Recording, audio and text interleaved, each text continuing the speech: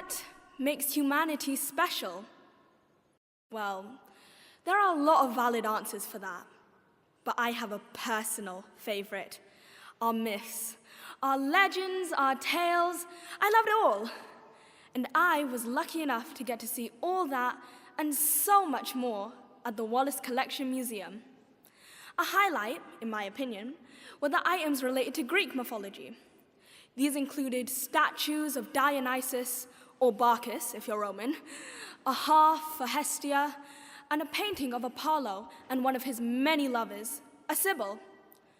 I believe these stories are important for us to hear because they tell us about our past, which in turn tells us a lot about our present.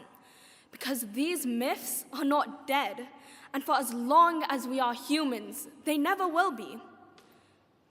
Take, for example, another painting I had the pleasure of seeing, depicting the great hero Perseus and the fair maiden Andromeda. Okay, now I understand how that could seem completely irrelevant to us.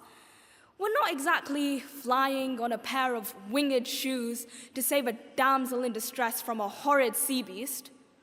What can that say about us, thousands of years after these myths were created? Well, here's the funny thing about those in ancient Greece. They loved a good tragedy. It was one of their 9 muses for a reason. Misery has always infiltrated our lives, be it past, present, future. But that's a sad sentiment, isn't it? One that the myth of Perseus stands to contradict.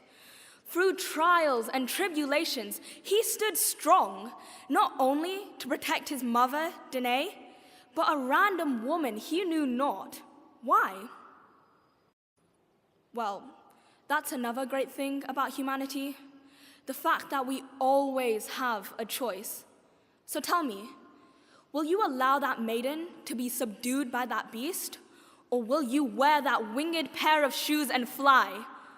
Because no matter how tragic the world may seem, you always have the choice to be the one to bring about a happy ending.